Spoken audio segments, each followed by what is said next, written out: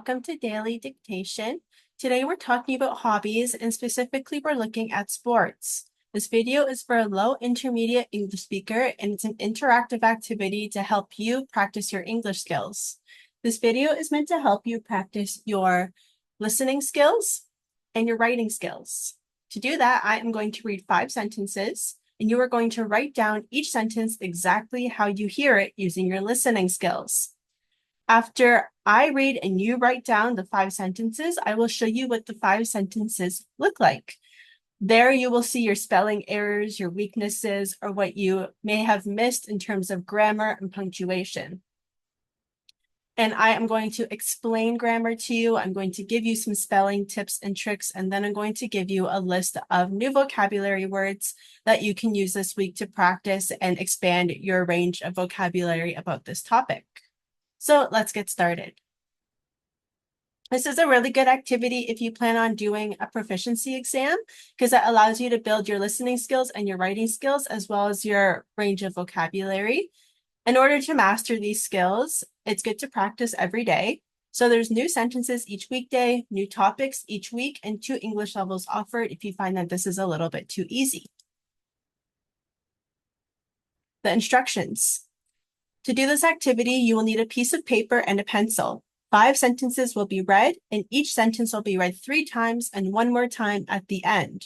You have to write down each sentence exactly how you hear it, and you will use your listening skills to do that. Try your best to apply the correct spelling, punctuation, and capitalization. So you're going to see on the screen numbers 1 to 5. Each number represents a different sentence that I will read. We'll start with sentence number 1. Number 1. The score was tied when the coach called for a timeout. The score was tied when the coach called for a timeout. The score was tied when the coach called for a timeout. Number 2. Each player needs to understand the rules of the game. Each player needs to understand the rules of the game. Each player needs to understand the rules of the game. Number 3. We congratulated the winning team after the competition. We congratulated the winning team after the competition. We congratulated the winning team after the competition. Number 4. The referee explained the call to the players on the field.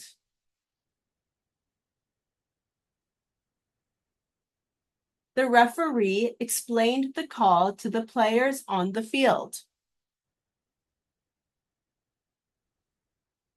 The referee explained the call to the players on the field.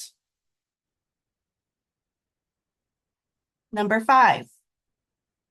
Regular exercise is essential for every player on the team.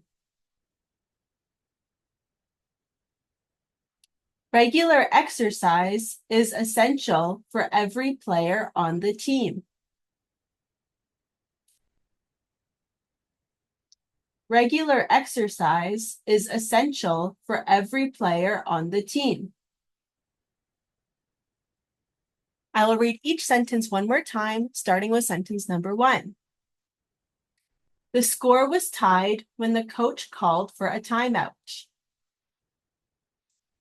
Number 2. Each player needs to understand the rules of the game. Number 3.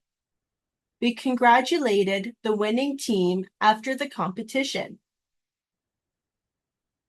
Number 4. The referee explained the call to the players on the field. Number 5.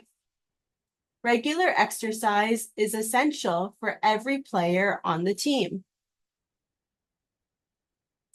All right, so that is our 5 sentences.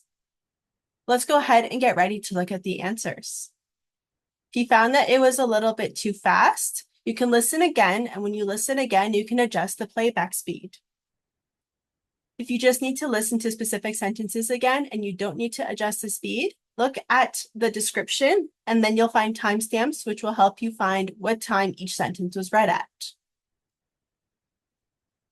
We're going to look at our answers together.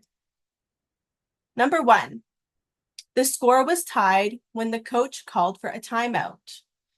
In this sentence, let's look at the breakdown. We have 2 clauses.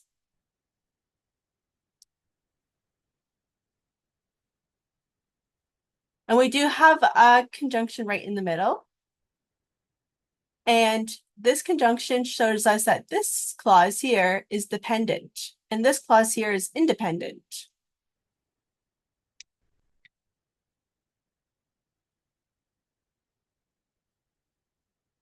So independent first, independent second, our conjunction comes right in the middle. So because our conjunction is right in the middle, it shows us our dependent clause is second. And when the dependent clause comes after the independent clause, we do not need a comma, which is why there's no comma here. We do have to make sure that our verb tense is consistent. So we have past here and we have past here. Tied, we have the form of be because tied is acting like an adjective here. Some adjective forms do have ed. Look at where it is in the sentence to determine its function and the part of speech it is, because if it was in a different part of the sentence and it had a different function, it showed an action. I tied my shoe, for example, then it would be a verb. But because it comes after the form of be, we know it's an adjective. It has the adjective form. The coach is the subject here. And over in this clause, the score is the subject. Here, a timeout is the object of the sentence, and timeout is a noun. It's one thing, so it's one word. So make sure that you don't put a space. Let's have a look at the next sentence. Each player needs to understand the rules of the game. So each player is our subject. Here we have a non-action verb, and non-action verbs typically stay in the simple present form. So we see it here, and we're adding that rule of having the third person singular. So we're putting the S on the verb here.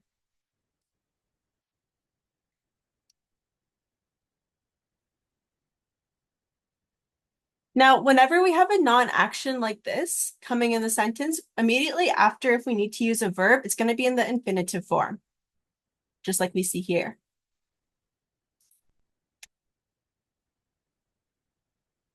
And then the rules of the game, that's all the object of the sentence. That's the thing that needs to be understood.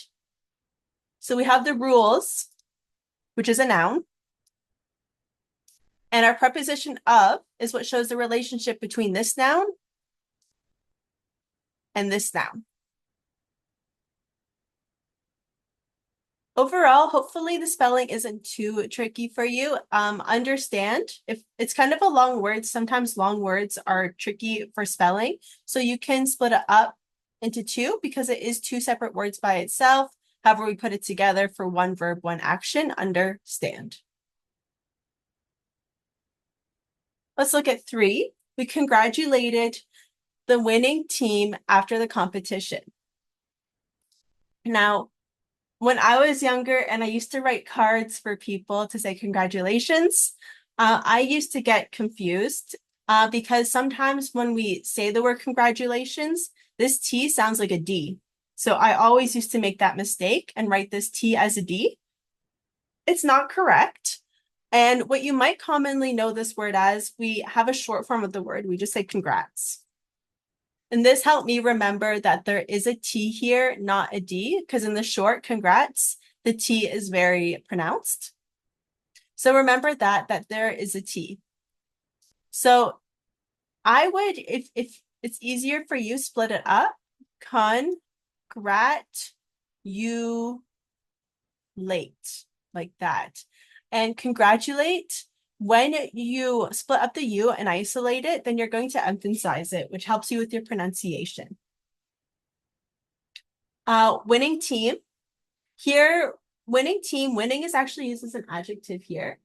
But even though it's used as an adjective, it still kind of follows the same rule as it would be if it is being used as a verb. And that is the rule that when this base word, win, is a single syllable and it ends in a consonant N, we're going to put double consonants before the ing here. So I'll write that rule up here.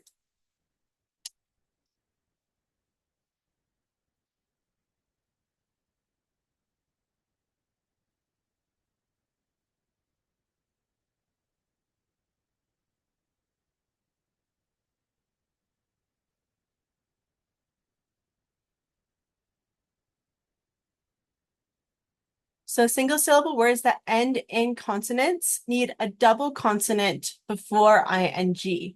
That's why we have the spelling like this. And this entire sentence is actually two clauses. So this one is our independent clause. This one is our dependent clause. Our conjunction is coming in the middle here, so we don't need a comma after this clause. Competition might be a difficult word to remember. You can split it up as com, pet, it, eon, like that. When you split it up into smaller bits, you can memorize the letter order a little bit easier and not make a spelling mistake. Number 4, the referee explained the call to the players on the field. So this is all one clause. The referee is the subject of the sentence and explained is our verb. The call, this one is the object of the sentence, and to the players on the field.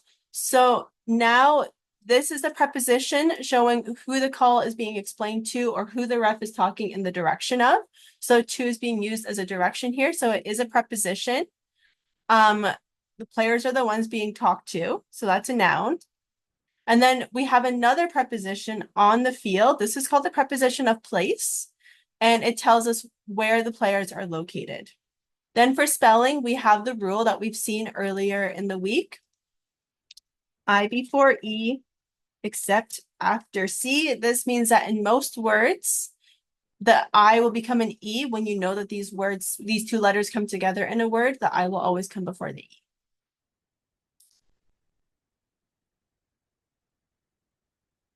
The final sentence, number 5, regular exercise is essential for every player on the team. So in this case, regular exercise is our subject. Is our verb, the form of be, because we're following with an adjective here.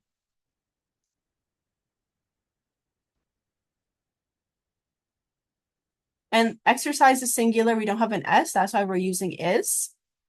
Now we have this preposition for to tell us more information. And it is to link this noun to this.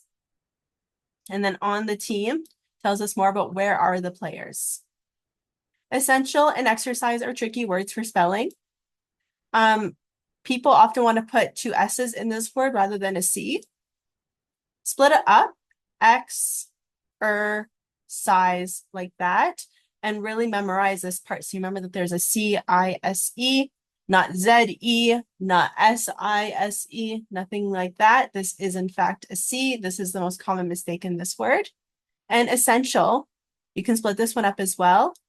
A lot of people will forget one S, so put ES first, then split up into another section, sen, TL, and that's how you can memorize the letter order there and minimize your errors.